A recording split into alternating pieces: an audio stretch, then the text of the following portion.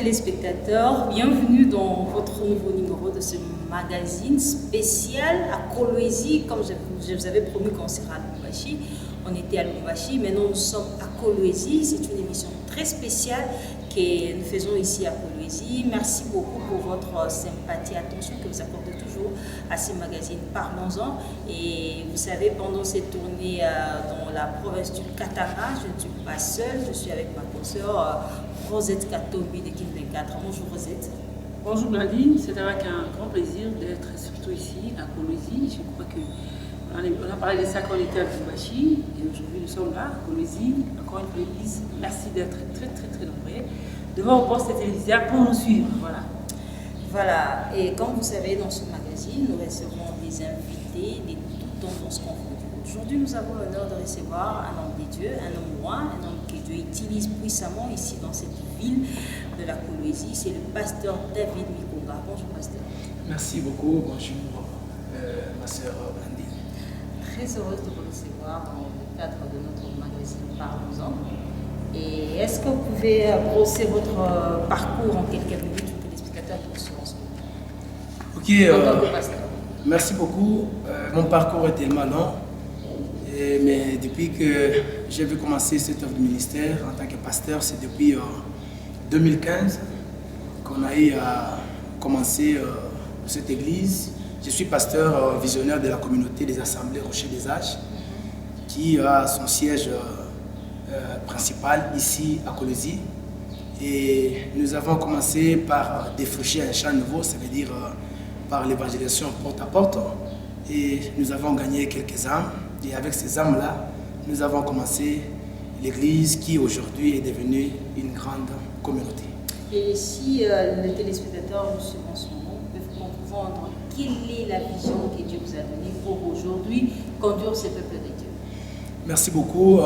Dans l'appel, il y a beaucoup de choses que le Seigneur est en train de me parler, des choses auxquelles que je devais me faire, qui devaient être accomplies dans la vision que Dieu m'avait donnée. Il y a entre autres préparer les saints pour l'enlèvement, ça veut dire leur enseigner l'évangile afin de le mettre à part dans les comptes du Seigneur. Il y a aussi la mission que Dieu m'avait donnée aussi, c'est d'équiper les hommes de Dieu.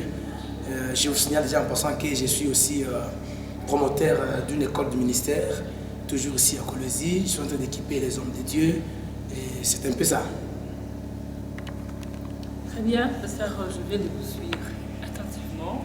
Vous parlez de l'enlèvement, c'est ce qui m'a vraiment tiqué. Puisque vous parlez de l'enlèvement, est-ce qu'on peut comprendre une chose? Est-ce que réellement il y aura un enlèvement? Et comment est-ce que le peuple de Dieu doit se préparer face à je dirais, ces phénomènes enlèvement? Je pense que cela est évident. Quand Dieu appelle, je peux dire 90% des hommes de Dieu, lorsque Dieu les appelle réellement, ils ont reçu un appel authentique. Parmi la mission principale que Dieu donne à ces hommes-là, Dieu ne manque pas de souligner, de préparer ses enfants pour son retour. Et nous sommes en train de le préparer par rapport à l'évangile, à la qualité du message que Dieu nous donne, nous inspire pour que ces enfants de Dieu-là soient très bien préparés. Et nous les préparons lorsque nous les enseignons la parole pure, une parole sans mélange, une parole sans compromis.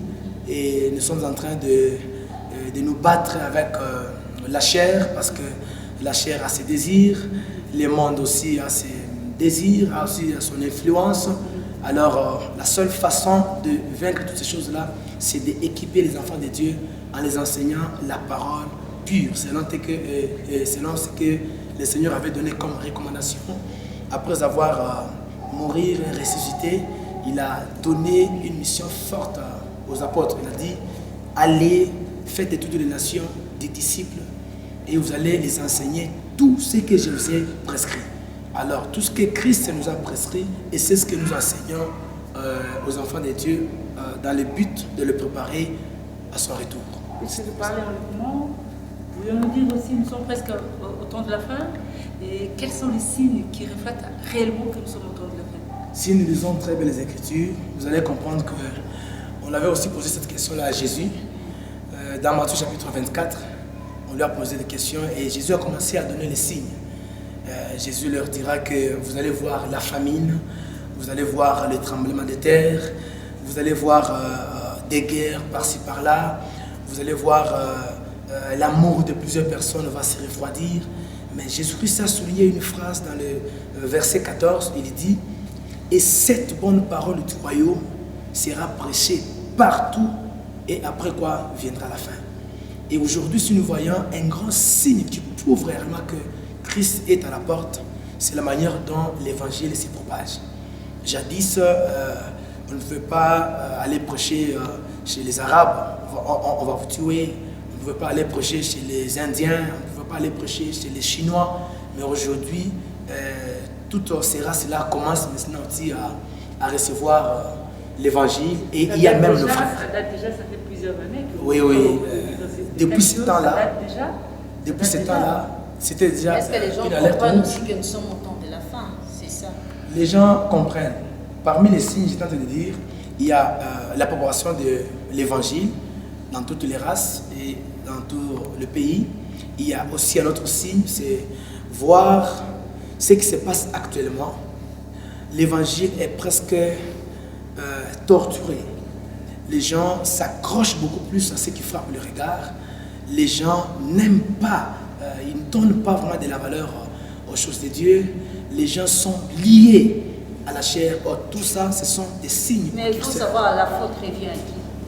Si les gens sont liés aux choses du monde aujourd'hui, il faut savoir, la faute revient à qui? Je ne vais pas attribuer la faute à qui que ce soit, sauf que c'est l'accomplissement des promesses. Peut-être que le message est mal prêché. Non, le message n'est pas mal prêché. De partout, les hommes de Dieu parlent et ils prêchent très bien. Je ne pense pas qu'il peut y avoir une église qui enseigne aux gens d'aller voler, aux gens d'aller se prostituer, aux gens d'aller, je ne sais pas, cambrioler les maisons des gens. Je ne pense pas qu'il peut y avoir mais la de telles repentance églises. est moins enseignée aujourd'hui dans les églises. La repentance, elle n'est pas moins enseignée aujourd'hui parce que je sais que dans plusieurs églises, on parle de la repentance. La repentance, d'abord, c'est quoi? C'est pas seulement que quelqu'un confesse ses péchés. Non. La repentance, c'est le message qui ramène l'homme vers son Créateur. Et je crois que ce message-là est prêché, bien qu'il est aussi torturé par les faux docteurs. Il est aussi torturé par les faux pasteurs, par les fausses églises. Parce que là où il y a la vraie église, il y a aussi la fausse église qui est là, bien sûr, pour faire quoi? Pour combattre la véracité de la parole. Et la repentance, moi je crois que la repentance, elle est enseignée. Le message du salut, il est enseigné. Mais sauf qu'il y a aussi certaines personnes qui réagissent négativement par rapport à ce message pour accomplir ce que Christ avait promis comme signe de voir qu'il est déjà à la porte. Pourrions-nous dire que nous sommes presque à l'accomplissement de Matthieu 24, 24? Oui, nous sommes presque parce que tous les signes sont presque accomplis. Il y a même d'autres qui sont en cours d'accomplissement. Mais pourquoi vous n'arrivez pas à dénoncer en fait, réellement? Comme la Bible le dit clairement, comme de l'eau de nos pères, la Bible dit car s'élèvera des faux Christ, des faux prophètes. Oui. Mais vous n'arrivez pas à le dire tout haut devant la chair. Voilà, celui-là est un faux, celui-ci est un vrai. Vous n'arrivez pas à le dire pourquoi? Qu'est-ce qui se passe? Moi, je peux vous dire sans foi oser que je suis le protecteur de la Sainte Doctrine. Je suis conservateur de la Sainte Doctrine et je frappe chaque jour. Moi, je ne peux pas prêcher n'importe quel message sans toucher à l'essentiel. Et moi, je sais qu'actuellement, le message essentiel, c'est ramener. Non, c'est pas touche pas, mais ouais. Ça, ce sont les faux ministres qui ont déjà perdu la grâce. Qui donne arrogance, qui attaque les hommes de Dieu actuellement. Ce sont les faux ministres qui ont déjà pété les câbles. Et ce sont les faux ministres qui ont déjà pété les câbles, qui sont en train de chercher des versets dans la Bible afin de se cacher à l'intérieur de ça. Alors que nous savons que un homme de Dieu, il est là pour combattre les hérésies, combattre les faussetés, combattre la fausse doctrine, combattre le libertinage physique, combattre toutes ces choses-là. Et nous, quand nous prêchons l'évangile, nous sommes très directs. On ne peut pas compromettre, on ne peut pas cacher la vérité. Non. nous prêchons, nous condamnons là où il faut condamner et nous donnons ce qu'il faut donner aux enfants de Dieu. Quelle analyse faites-vous par rapport à ce qui se passe actuellement dans le corps de Christ? Nous voyons des scandales partout et vous, en tant qu'homme dédié, comment réagissez-vous par rapport à ça? Vraiment, je m'attendais toujours à cette question. Pourquoi? Parce que dans plusieurs des émissions que je passe, les journalistes ne manquent pas à me poser cette question. Parce qu'aujourd'hui, parce que les chrétiens perdent la foi à cause de tout cela. Vous avez totalement raison. Il y a beaucoup de causes. La première des causes, c'est que tous ces buzz que nous voyons dans les sacerdoces, dans les chefs du peuple de Dieu, c'est dit à quoi? Beaucoup d'hommes de Dieu, ils se sont donné le ministère, ils sont entrés dans le ministère sans pour autant attendre le temps. Ça, c'est un. Deuxièmement, ils sont entrés dans les ministères sans pour autant avoir l'équipement. Et troisièmement, ils sont entrés dans le ministère sans pour autant avoir la théorie du ministère. Quand je parle de théorie, c'est quoi? Je donne un exemple terre à terre. Un bon chauffeur, ce n'est pas celui qui roule les pneus. Non. Un bon chauffeur, c'est celui qui connaît les codes de la route. Parce que tourner les pneus, tout le monde peut le faire. Mais un bon chauffeur, c'est celui qui connaît, quand je vois ces panneaux, ça veut dire que je dois rouler à 80 à l'heure. Si je vois ces panneaux, ça veut dire à 50 mètres, il y a passage des gens. Quand je vois ces panneaux, attention, il y a un virage, il faut faire ceci, cela. Maintenant, aujourd'hui, dans les sacerdoces, beaucoup d'hommes de Dieu n'ont pas la théorie, n'ont pas le règlement intérieur du ministère. Ce qui fait qu'ils se lancent dans le ministère et ils commettent beaucoup d'erreurs, ils commettent beaucoup de baisses, mais fort malheureusement, la conséquence est négative et ça tombe sur les âmes sensibles, ça tombe sur le brebis, ça tombe sur les enfants de Dieu. Alors, quel est le remède que je peux donner par rapport à ça? Parce que j'essaie quand même de dénicher là où il y a la problématique. Le remède, c'est que tous les hommes de Dieu, ils doivent d'abord apprendre. Parce que si vous n'apprenez pas, vous allez toujours taper à côté. L'un des principes que j'ai toujours enseigné aux hommes de Dieu, c'est qu'un homme de Dieu, c'est un étudiant à vie. Mais comme les hommes de Dieu ne veulent pas apprendre, ne veulent pas mettre à jour la Bible, étudier le ministère, étudier le ministère, étudier la théorie du ministère, avoir l'éthique ministérielle. Le Saint-Esprit peut enseigner au-delà de la C'est là que les hommes de Dieu tombent en erreur. Il y a la place du Saint-Esprit. Le Saint-Esprit, quand il t'appelle, il t'équipe, il te donne la puissance, il te donne les yeux pour voir. Mais le Saint-Esprit ne peut pas t'enseigner toutes choses. Il y a des choses que tu dois aller chez quelqu'un pour qu'il t'apprenne. En l'occurrence, Dieu a rencontré l'apôtre Paul. Il a rencontré le Seigneur dans le livre de Luc, dans Marc, je crois, Acte chapitre 9. Il a rencontré le Seigneur dans un avorton. Dieu lui a parlé. Mais pour que les écailles tombent de ses yeux, il fallait que le Saint-Esprit lui dise, va vers Ananie. Et c'est Ananie qui va prier pour toi et tu recouvriras la vie. Mais quand il a vu, il ne s'était pas arrêté par là. Il est allé maintenant voir les apôtres phares. Quand je parle des apôtres phares, ce sont les colonnes de l'évangile. Il est allé à Jérusalem. Il a rencontré Pierre, il a rencontré Jacques, il a rencontré Jean. Ce sont ces gens-là qui lui ont encore donné des choses. Et la Bible même dit qu'il a fait 15 jours dans la maison de Pierre. Pierre lui a dit des choses. C'est qu'il y a des choses que le Saint-Esprit va nous dire. Donc c'est important, un serviteur de Dieu doit faire la théologie. La théologie, elle nous aide à connaître l'historique. Ma question est de savoir si c'est important. C'est important parce qu'il faut avoir un document officiel, mais aussi c'est important de faire l'école ministérielle. Parce qu'il y a une différence entre l'école du ministère et la théologie. La théologie, on nous apprend et puis après quoi, on vous donne un papier qui sera national, international, qui va prouver que vous êtes homme de Dieu. Et puis là, on vous apprend l'historique de la Bible. Mais dans l'école du ministère, là, on vous donne beaucoup de choses. L'éthique ministérielle, ce qu'un homme de Dieu peut faire, ce qu'il ne peut pas faire.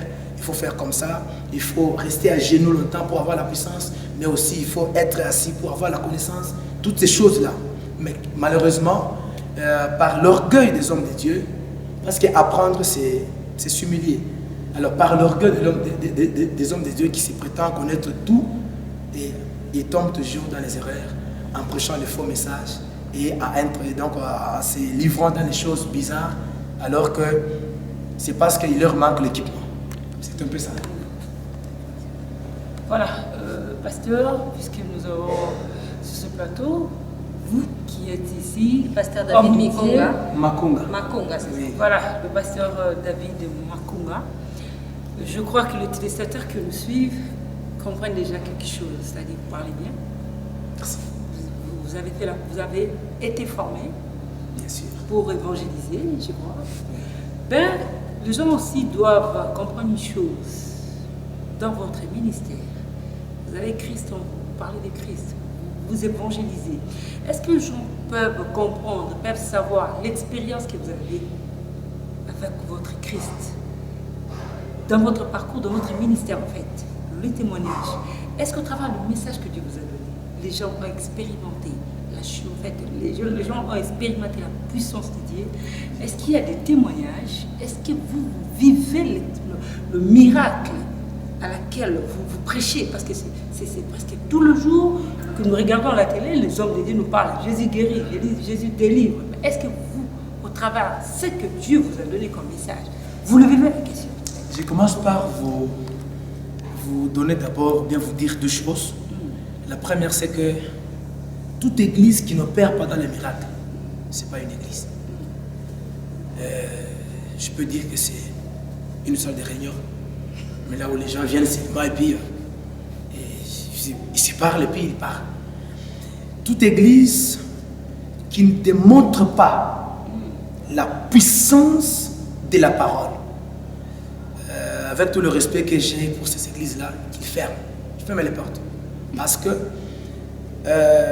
quand on écoute l'évangile, nous disons que l'évangile transforme. Et moi, j'ai un principe qui dit, ça c'est moi, l'évangile paie tout. Avec l'évangile, nous pouvons tout. L'évangile récit. Et Christ même peut même renchérir cela en disant que rien n'est impossible à tout celui qui croit. Dans Matthieu 16, il dit à Pierre, tu es Pierre, et sur ce rocher, je bâtirai mon église. Même les portes du séjour des morts ne peuvent rien contre l'église. Dans la prophétie d'Ésaïe, chapitre 9, il dit, et la domination reposera sur son épaule. Et l'épaule dont on parle, c'est l'église. Quand Christ est parti, il a dit, je vous donne le pouvoir de marcher sur le serpent, les scorpions, et sur toute puissance de l'ennemi. Je suis un pasteur qui prêche la sanctification, qui prêche la doctrine, qui prêche l'évangile du salut, mais je suis aussi un pasteur qui croit au miracle et qui opère dans le miracle. Dans notre assemblée, peut-être un jour, Dieu voudra, et plutôt, Dieu voulant, vous allez peut-être aussi un jour passer à notre église, une fois à Colosie, vous allez passer à notre église, poser seulement 2 ou 3 questions à quelques membres qui sont là-bas. Est-ce que dans cette église, avez-vous déjà vu la main de Dieu? Quel est le miracle qui a impacté plus sur le fidèle de votre église? D'abord, dans notre église, le miracle qui impacte notre église, c'est la qualité de l'enseignement que je donne et comment est-ce que les gens se convertissent et comment est-ce que ce son-là, c'est un son qui paraît être rare, le son que nous donnons à l'église, ça paraît être rare. D'abord, ça c'est un miracle parce que les temps dans lesquels nous sommes, tel que vous venez de le dire tantôt, un temps très critique où l'évangile est dévié, l'évangile est bafoué, il n'y a rien de spécial. Alors, chez nous, là-bas, le tout premier miracle que nous vivons, c'est la qualité de l'évangile que Dieu nous a donné. Et par rapport à la vie physique, je peux vous dire clairement que dans notre assemblée, il y a des gens qui accouchent, même s'ils n'ont pas de trompe. Il y en a. Je ne vais pas vous dire que c'est tel, mais allez aisément poser la question, vous direz que non. Moi qui vous parle là, je n'ai pas de trompe, mais j'ai des enfants. Il y a des gens qui ont vécu des miracles où ils étaient à un pas de la mort. Et le Seigneur les a ramenés à la vie. Il y a les gens qui ont touché même les coronas. Ils étaient même isolés. Le Seigneur, la puissance du Saint-Esprit, les a guéris. Dieu opère dans la guérison, le Seigneur. On peut dire que le Dieu de David Makonga, c'est un Dieu de miracles. Oui. Voilà, pasteur, en tout cas, je suis très heureuse parce que vous parlez de miracles. Et j'ai une question par rapport à ça, mais je vais encore revenir un peu en arrière concernant la théologie. Vous avez dit qu'un homme de Dieu doit... Vraiment, c'est important de faire la théologie. Mais il y a aujourd'hui qui font la théologie, et il parle bien, il a l'éloquence, il a compris tout le principe, le règle ministérielle, mais il n'est pas appelé à être serviteur de Dieu. Merci beaucoup. Voilà. Est-ce que cette personne, on peut l'appeler aussi homme de Dieu? Et pour finir avec la question concernant le miracle, parce qu'aujourd'hui, nous voyons des miracles fabriqués. Les manquions, les appelle aujourd'hui les manquiona, les pasteurs manquionistes.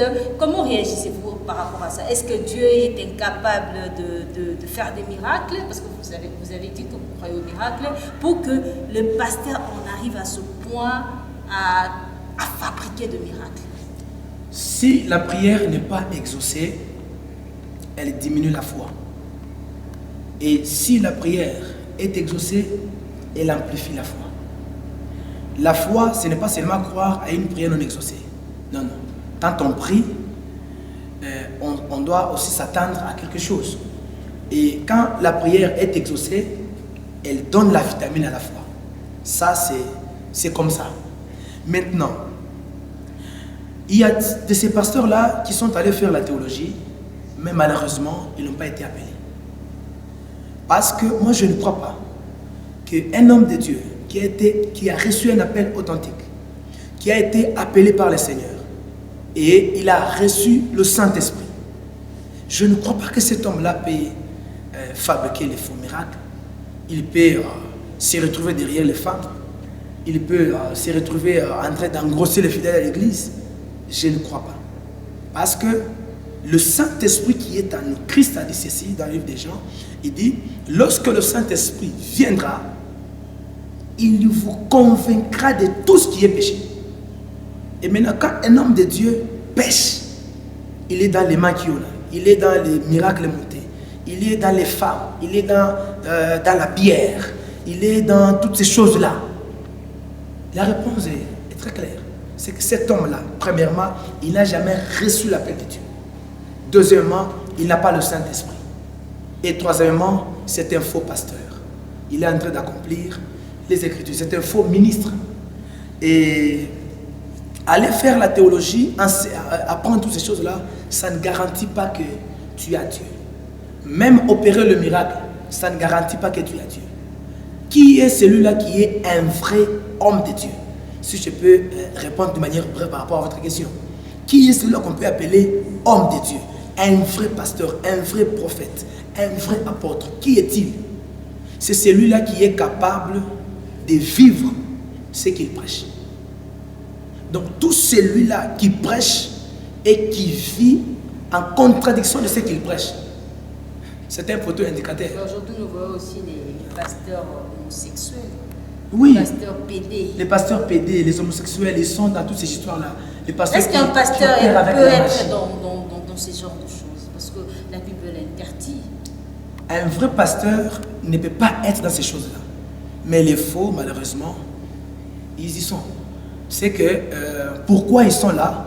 C'est parce qu'ils n'ont pas reçu l'appel de Dieu et ils sont en train d'accomplir la mission de leur Père. C'est lui qui les a envoyés. Et c'est sans le mot de doute que c'est lui qui les envoie, c'est le diable. Est-ce qu'un pasteur peut aussi conduire une église sans être marié? Cette question elle est un peu pertinente, mais sauf que l'apôtre Paul, nous le voyons, il était ministre de la parole de Dieu, mais il n'était pas marié. Mais par rapport à l'éthique ministérielle, ce n'est pas bien à un homme de Dieu de paître les troupeaux et que lui-même n'est pas parent.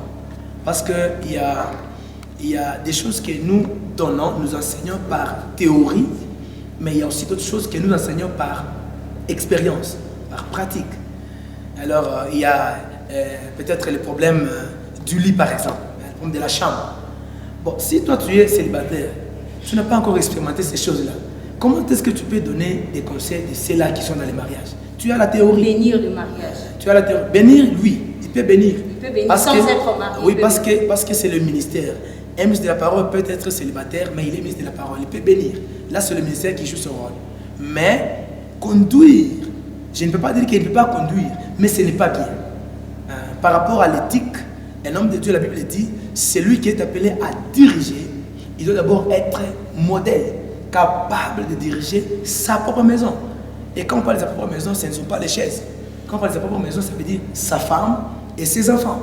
Et d'ailleurs, la Bible va plus loin pour dire que celui qui est appelé à être ancien, à être diacre, à être dirigeant, donc il doit avoir les enfants qui servent le Seigneur.